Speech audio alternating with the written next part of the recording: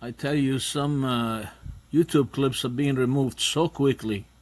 I just stumbled on a 58-second clip where a woman is calling Bill Gates a pedophile, and I literally went to get my phone so I can record it, and it was gone already. I have to find it somehow. I couldn't find it real quick. But here's another article by the Daily Beast. It says Bill Gates praised pedophile Jeffrey Epstein's lifestyle. He praised his lifestyle. Kind of intriguing. Isn't that special? The New York Times reported Saturday that Microsoft co-founder was charmed by Jeffrey Epstein, with whom he met several times after Epstein's release from jail. Nice. There's the picture there. Billionaire Bill Gates, who has repeatedly minimized his ties to Jeffrey Epstein, so did Donald Trump, by the way, and I have something to say on him in the next segment. He visited the convicted sex offender multiple times in the years after Epstein was released from prison, according to a New York Times investigation published Saturday. That's November 2019, I believe. Gates, the Microsoft co-founder, and Epstein met repeatedly starting in 2011, including at least 3 times at Epstein's Manhattan townhouse, according Times report compiled from interviews with more than a dozen people familiar with the relationship, photographs, emails, and other documents. Very special relationship. And this is the man, Gates, that we have to trust our kids' vaccination with. He's the man with the vaccine coming to inject you and inject your kids. No wonder they kicked him out of India. Well, I found it. What do you think about that from the president, making it very clear that he wants schools to reopen, and in fact there could be negative outcomes for those that don't?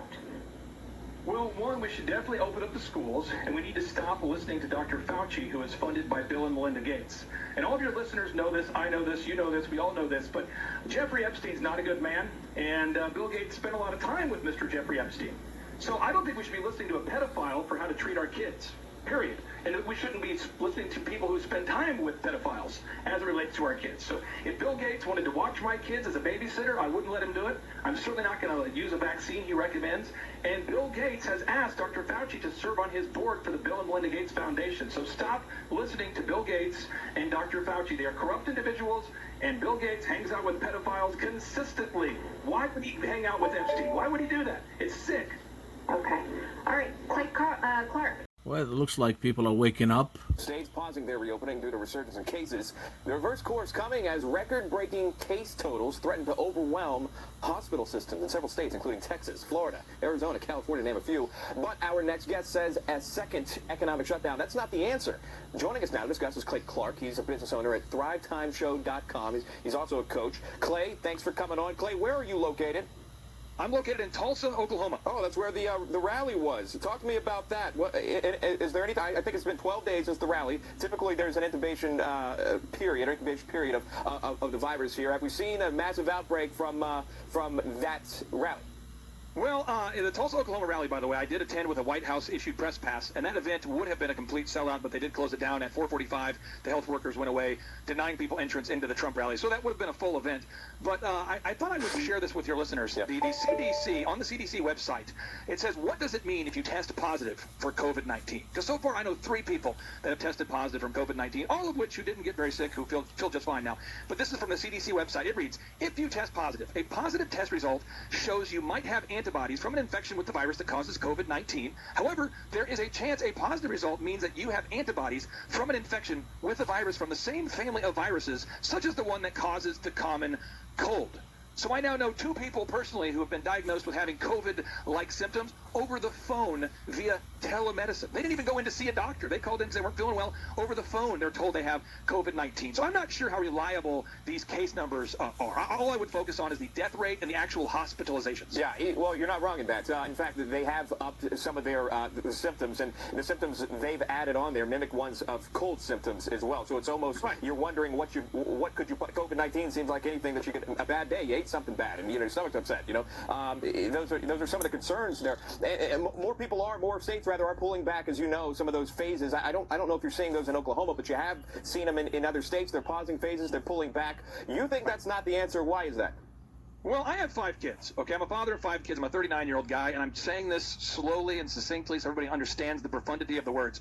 I would rather all 5 of my own kids to contract COVID-19. I'd rather my own kids get COVID-19 than to shut down our economy again. Because when you shut down the economy, people die. Literally, people lose their homes. People commit suicide. Drug use goes up. Alcohol consumption goes up. The economy falls apart. The Chinese gain a stronghold. And when kids get COVID-19, the data now shows, this is from CDC as reported by Bloomberg, 99.2% of all the people who died from the coronavirus in Italy were elderly people with deeply compromised immune systems. My kids are more likely to die from a lightning strike than they are from COVID-19. So let's just get serious. Let's quit tracking the cases and let's start tracking the deaths. Let's start tracking the real deaths, not the people who died with COVID-19. Let's focus on how many people have actually died from COVID-19. That's what we need to focus on. I have very, very good friends of mine who are virology experts, doctors, and they're saying this is the first time in their entire life they've been coached on how to diagnose people. I mean, people are getting sick with a heart attack. But they also Let me jump in. I got 5 seconds really quick. In Tulsa, Oklahoma, have you heard anyone being hospitalized in masses because of the rally? No, and no. A little bit about what the Gates Foundation is doing. First of all, how much information you're getting, where you're getting that information, because I get the feeling you probably know more than just about any place else. You've agreed that you're going to spend more than $100 million on this. Where is that money being spent? What do you think is most hopeful in what might help us in this situation?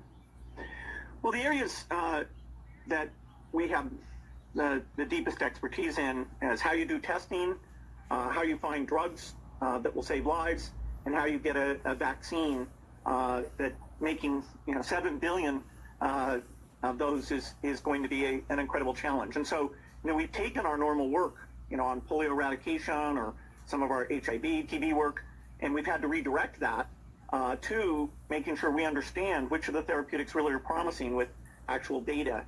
Picking which of the many vaccine efforts it's worth putting a lot of money behind and building that manufacturing in parallel with the safety and efficacy work, which is very difficult to do. Probably will take about 18 months before we can get to a significant level. So therapeutics could come a lot sooner. Things like manufactured antibodies or using the blood of recovered patients in order to help treat people who are just getting sick. Those there's enough of them that in aggregate, I'd say it's very likely we'll have those interventions in the 4 to 6 month time frame.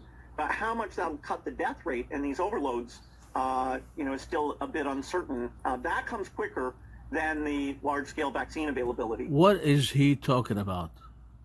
You see that funding virus response? Gates donates $100 million. Now times 30. That's how much he would get on his money. He's been known for that, 30 to 1. He might get $3 billion from this. When he established his nonprofit organization, he was worth $50 billion. Now he's worth $103 billion. I have no idea what he's talking about. Let's listen some more. We could actually beat the 18 months. We don't want to create unrealistic expectations. The efficacy of vaccines in older people is always a huge challenge. It turns out the flu vaccine isn't that effective in elderly people. Most of the I bet you $2 he already has a vaccine. Because they're vaccinated. He just wants to shut down businesses. And that's how they kill people. We clearly need a vaccine that works yes. in the upper age range because they're most at risk of that. And doing that so that you amp it up so it works in older people and yet you don't have side effects. If we have 1 in 10,000 side effects, that's way more, 700,000 people who will suffer from that. So really understanding the safety at gigantic scale across all age ranges, gigantic. Pregnant, male, female, undernourished. You just scare so much, Bill Gates, don't you? It's very, you very pedophile. The actual decision of let's go and give this vaccine to the entire world. Yes, the entire world. Involved because there will be some risk.